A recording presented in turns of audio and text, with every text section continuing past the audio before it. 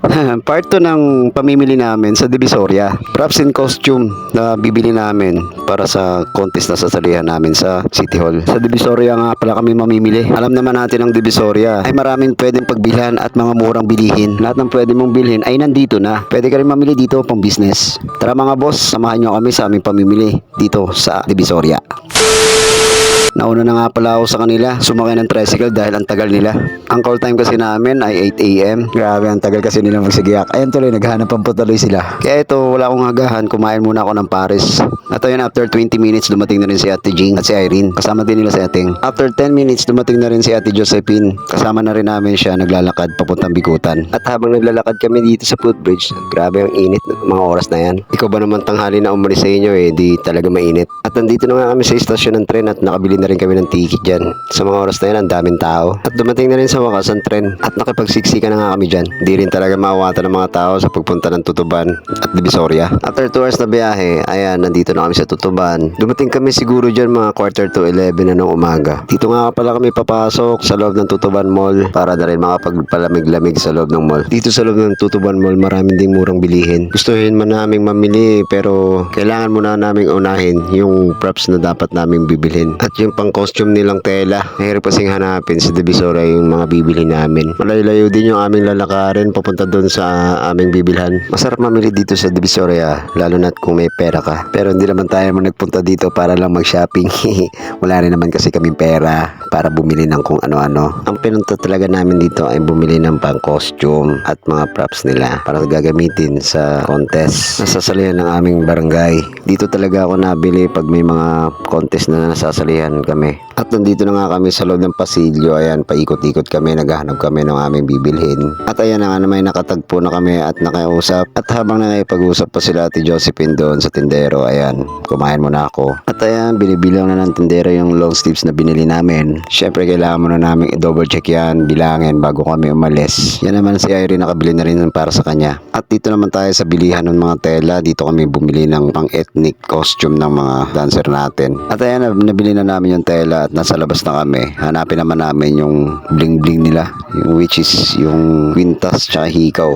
Dito nga pala kami sa mall bumili. Marami rin kasi ditong mga bilihan ng mga props at costume Linggo kasi yan kaya marami ding sarado dyan sa araw na yan ng mga tindahan. Sa mga oras na ito nandito na nga kami sa bilihan ng mga kwintas. At ayan, namimili na nga kami ng kanilang kwintas. Yung kwintas nga palang bibili namin dyan ay pang ethnic lang din. Marami ka talagang pagpipilian dito kasi marami silang gawa at iba't ibang klase. Mananawa ka talaga dito sa Divisoria dahil marami kang pwedeng pagpilian. Lalo na dito sa Ilaya Street, dito talaga maraming bilihan ng mga props at costume. Yung mga pang giveaways, meron din yan sila dito. Meron kaming hinahanap dito yung hikaw na isasabit mo lang sa tenga. Yun ang hindi namin nabili.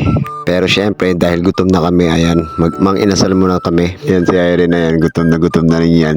At sa wakas dumating na rin sa haba-haba ng pila. Kakain na rin kami. Sino bang hindi magugutom sa haba ng nilakad?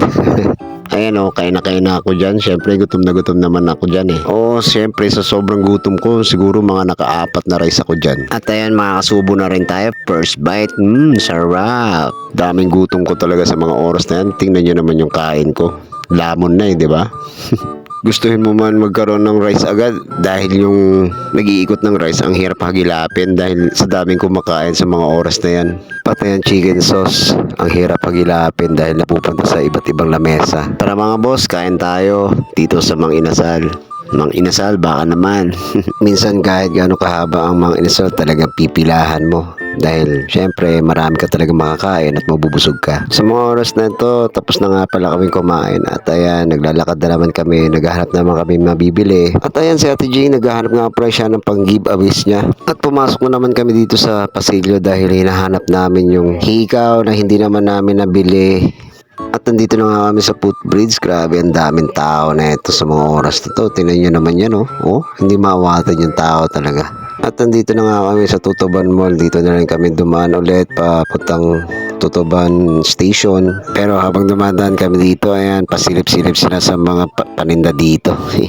Siyempre, daming magagandang bilihin. At eto na nga, papunta na nga kami sa istasyon ng tren at pasakay na rin kami dito ng tren. Nagmamadali na nga pala kami sumakay dyan kasi baka maubusan kami ng maupuan. Pumunta pa kami sa pinakamalapit pero wala pa rin. Ayan, si Ate Josephine nakaupo na lang sa sahig. Pati sila Irene at Ating dahil sa sobrang pagod talaga. At sa wakas, after 2 hours na biyahe, ayan, nakarating na rin kami ng Bikutan. Mga 5:45 siguro nakarating na kami dyan sa Bikutan. At ayan, lakad na naman dito sa footbridge hanggang San Valley na yan mga boss. So paano mga boss, hanggang dito na lang at maraming salamat sa panonood. Hanggang sa muli, bye bye!